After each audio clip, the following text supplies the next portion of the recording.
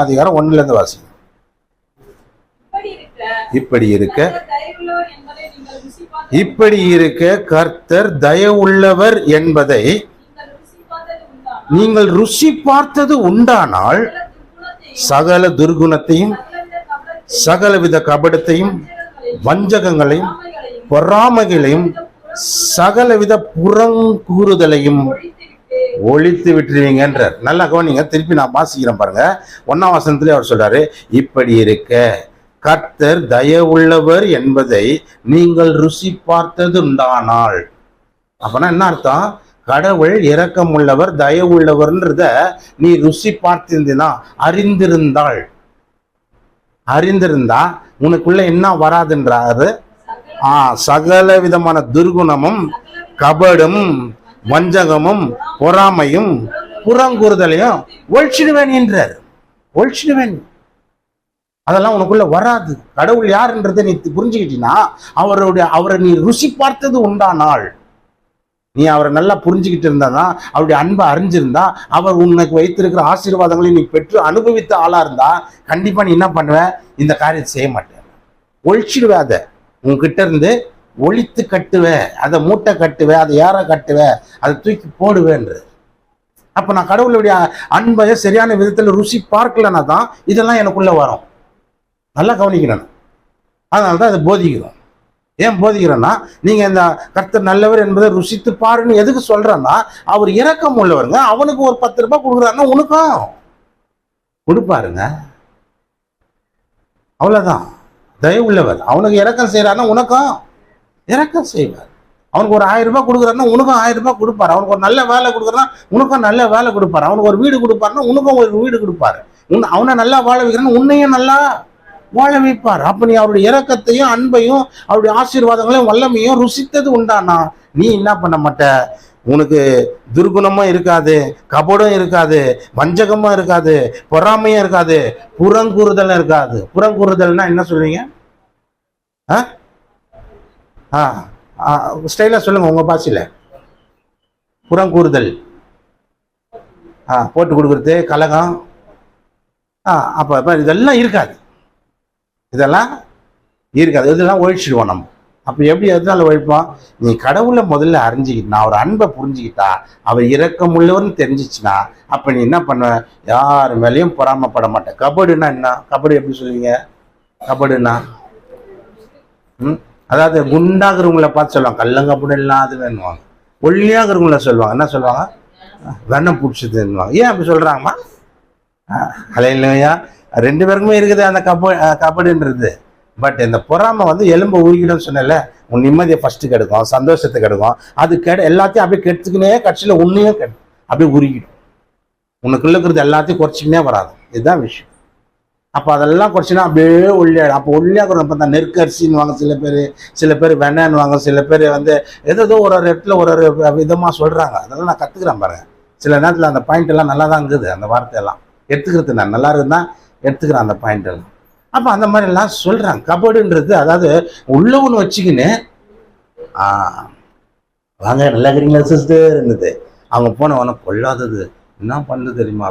இப்போ உள்ளவன் வச்சுக்கின்னு கபடு. அப்ப இதெல்லாம் நீ ஒழிச்சு கட்டினா என்ன பண்ணனா, கடவுள் இரக்கம் உள்ளவர் அப்படின்னு தெரிஞ்சிருந்தா, ருசி பார்த்துனா, கண்டிப்பா நீ அதை செய்ய மாட்டேன். இதெல்லாம் ஏற கட்டுவ. ஃபர்ஸ்ட் இதெல்லாம் ஏற கட்டுவ. வீட்டை ஏற கட்டுறிய இல்லையோ, தூங்கி ஏஞ்சோன்னா பாய் தலைகன் ஏற கட்டுறிய இல்லையோ, முதல்ல உன் மனசுல இருக்கிறதையும் சிந்தனையில் இருக்கிறதையும் எண்ணங்கள்ல இருக்கிறத ஏற கட்டணும். என்ன ஏற கட்டணும்? துர்குணத்தையும் சகலவித கபடையும் வஞ்சகத்தையும் பொறாமையும் புறங்கூறுதலை முதல்ல ஏற கட்டுவேன் நீன்றார். ஒழிச்சு கட்டிட்டு 3ஆவது வசனம், நீங்கள் வளரும்படிக்கு புதிதாய் பிறந்த குழந்தையை போல திருவசனமாகிய கலங்கமில்லாத ஞானப்பாலின் மேல் வாஞ்சையாயிருங்க. கலங்கமே இல்லாத ஞானப்பாலுங்க இது மேல ஆசைப்படி, இது மேல வாஞ்சியாயிருங்க. இதை நான் பிடிச்சிக்கினேன், இதை நான் பிடிச்சிக்கினேன். கலங்கம் இல்லாத பால், அல்லேலூயா. பாலை உற்பத்தி பண்ணி அந்த கெமிக்கல் வாங்கி பால் ஆக்கி எடுத்து போய் கடைக்கடியாக ஊத்துறாங்க. தண்ணி ஊத்துறதுக்கு நீங்க இப்படி கேட்குறீங்களா என்ன பாலில் தண்ணி ஆகுதுன்னு? கெமிக்கல்லே கலந்து கொடுக்குறான், ஒன்றுமே கண்டுபிடிக்க முடியல. அப்போ அதான் சொல்கிறேன், இதுலெல்லாம் கலங்கம் இருக்கும். ஆனால் கலங்கமே இல்லாத ஒரு இதுவும் குறையும் இல்லாத நல்ல சுத்தமான வார்த்தை இந்த வசனம். இது மேல வாஞ்சையா இருன்றது. அப்ப எதை நாம வளரணும்னா என்ன பண்ணணும்? அதான் விஷயம். நீங்க வளரணும், நீங்க உயரணும், நீங்க நல்ல நிலைமைக்கு வரணும், நீங்க சுகமா இருக்கணும், ஆரோக்கியமா இருக்கணும், சமாதானமா இருக்கணும், சந்தோஷமா இருக்கணும், நிம்மதியா இருக்கணும், நல்ல காசு பணம் செல்வா கூட வாழணும். அப்ப நீங்க இப்படி வளரணும்னா என்ன பண்ணணும்? வசனத்தின் மேல வாஞ்சையா இருங்கள். அந்த வசனத்தை நான் திருப்பி ஃபர்ஸ்ட்ல இருந்து படிக்கிறேன் பாருங்க. இப்படி இருக்க கர்த்தர் தயவுள்ளவர் என்பதை நீங்கள் ருசி பார்த்தது உண்டானால், கண்டிப்பா நீ ருசிச்சிருந்தினா சகலவித துர்குணத்தையும் கபடையும் வஞ்சகங்களையும் பொறாமைகளையும் புறங்கூறுதலையும் விட்டு வலிச்சுட்டு நீ வளரும்படி புதிதாய் பிறந்த குழந்தையை போல திருவசனம் ஆகிய கலங்கம் இல்லாத ஞானப்பாலின் மேல் வாஞ்சையா இருங்கள். ஒரு குழந்தை பால் குடிக்கிறதுக்கு எவ்வளவு வாஞ்சிக்குதோ அந்த மாதிரி நீங்க இருங்க. வசனத்தை வாஞ்சிங்க, வசனத்து மேல ஆர்வம் காட்டுங்க, வசனத்தை நீங்க அதிகமா நேசிங்க. ஒரு பிறந்த குழந்தை பால் குடிக்கிறதுக்கு எப்படி அங்கலாய்க்குதோ, எப்படி கத்துதோ, எப்படி வாஞ்சிக்குதோ, அது போல நீங்க ஒரு புதிய குழந்தை அது போல வசனத்தின் மேல வாஞ்சையா இருங்க. அப்போ நிச்சயமா சத்தியத்தை அறிவீர்கள், ஆனால் சத்தியம் விடுதலை ஆகிடும். அப்ப இதுதான் பெரிய விஷயம். அப்ப நம்ம நீங்க இதை தியானிச்சீங்கனால நிச்சயமா நம்மளுக்குள்ள என்ன இருக்காது? பொறாமை இருக்காது, துர்குணம் இருக்காது. ஏன்னா அன்புக்கு என்ன இல்லை? பொறாமை இல்லை. அன்பு தன்னையே புகழாது, இருமாப்பா இராது. இப்படி எல்லாம் நம்ம பார்க்குறோம். அப்போ அன்புல தான் அந்த பொறாமை. அன்பு இருந்தால் கண்டிப்பாக இதெல்லாம் வராது. அதனால தான் ஆண்டவர் ஏன் 10 கட்டளையை பழைய ஏற்பாட்டில் கொடுத்துட்டு புதிய ஏற்பாட்டில் ஒரே கட்டளையை எல்லாத்தையும் தொகையாக அடிக்கிறார்.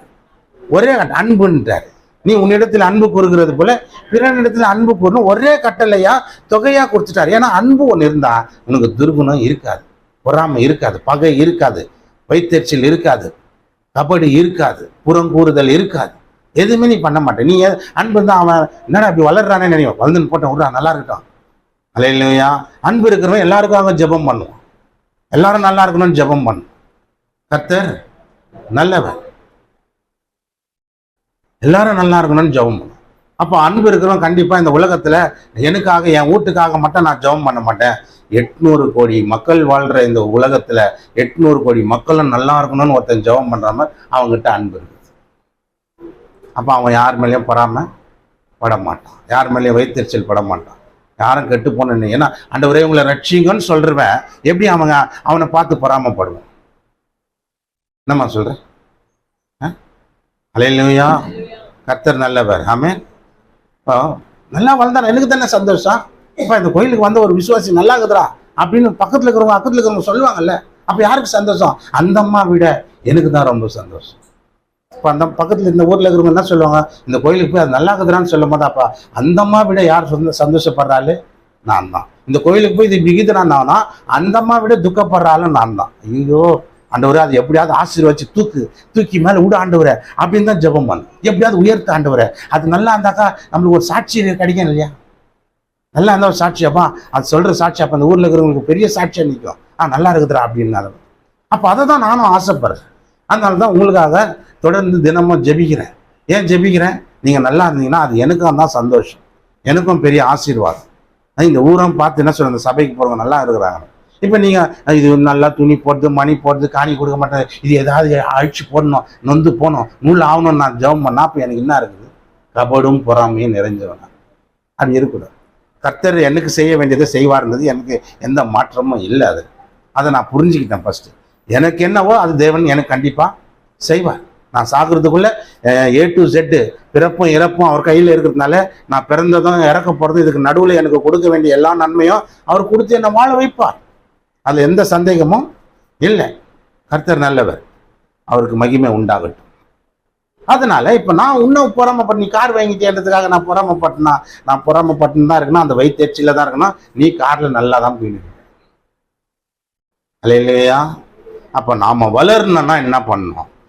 புதிதாய் பிறந்த ஒரு குழந்தை எப்படி பால் குடிக்கிறதுக்கு ஆசைப்படுதோ, அங்கலாய்க்குதோ, அது போல நீங்க வசனத்தின் மேல் வாஞ்சை உள்ளவர்களா இருங்க. அப்போ வசனத்தின் மேல வாஞ்சை வரணும்னா முதல்ல இந்த துர்குணம், கபடு, வஞ்சகம், பொறாமை, புறங்கூறுதல் இதை ஒழிச்சு கட்டுன்ற. இதை ஒழிச்சு காட்டினா தான் நீ வளருவ. இல்லைன்னா நீ வளர மாட்ட, நீ உயர மாட்ட, உனக்கு எந்த நிம்மதியும் இருக்காது, சந்தோஷம் இருக்காது. இதுதான் விஷயம். சுலபமா மேல வர ஆள் எல்லாம் அச்சின்னு புச்சின்னு கஷ்டப்பட்டு வர மாதிரி ஆயிடும் நிலைமை. சுலபமாக மேலே டாப்பாக உயர்ற ஆளெல்லாம் அச்சின்னு குச்சின்னு அப்படியே கஷ்டப்பட்டு அப்படி குருவி சேர்க்குற மாதிரி ஆகிடும் உங்க கதை. இல்லையா? குருவி சேர்க்குற மாதிரி ஆகிடும். அது உங்களுக்கு சொல்கிற மாதிரி சொன்னாக்கா ஒரு லோடு மண்ணை ஒருத்தர் வந்து பாண்டு கொடுத்து வாரி அண்ணன் கூட கொடுத்து வாரி கொட்டினா ஒருத்தர் எவ்வளோ நேரம் வாருவார்? ஒரு லோடு மண்ணை கொஞ்சம் கொஞ்சமாக ஒரு அண்ணக்கூடியாக வாரி கொட்டுவார். இது குருவி சேர்க்குற மாதிரி. இதுவே ஒருத்தர் வந்து 400 ரூபாய் 500 ரூபாய் கொடுத்து ஒரு ஜேசிபி பண்ணால் அந்த பக்கெட் பெரிய பெரிய பக்கெட்டாக இருக்கும். 2-3 ட்ரிப்லேயே ஒரு லோடு மண்ணை வாரி கொட்டு போயினார். இந்த மாதிரி இருக்க விரும்புறீங்க? குருவி சேர்க்குற மாதிரியா?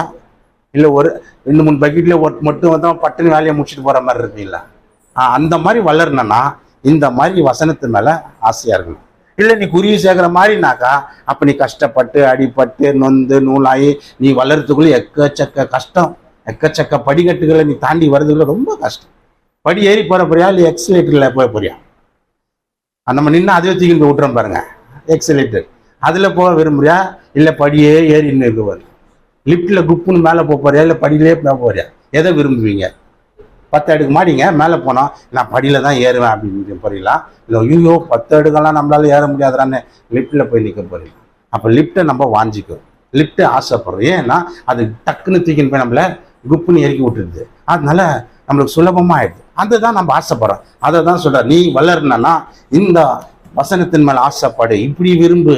நீ வளர்றதுக்கு களங்கம் இல்லாத ஒரு குறையும் ஒரு பழுதும் இல்லாத சத்திய வசனத்தை நீ ஆசையா தேடு. ஒரு குழந்தை பால் குடிக்கிறது எவ்வளோ வாஞ்சியா இருக்குதோ தேடுதோ அது போல நீ இரு, அப்போ நீ வளருவ அப்படின்றத சொல்லு.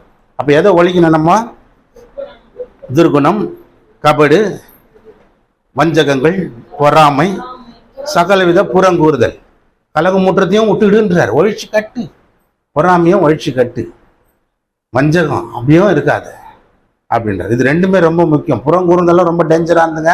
இதெல்லாம் ஒரு வைரஸ் உலகத்தில் நடமாடுற அந்த வைரஸை கூட மாத்திரை மருந்தை போட்டு கிளியர் பண்ணிக்கலாம். இந்த வைரஸ் எல்லாம் தான் நீ வளரவே மாட்டேன்றது இது மூலமா நாம புரிஞ்சுக்கலாம். ஹல்லேலூயா. கர்த்தர் நல்லவர்.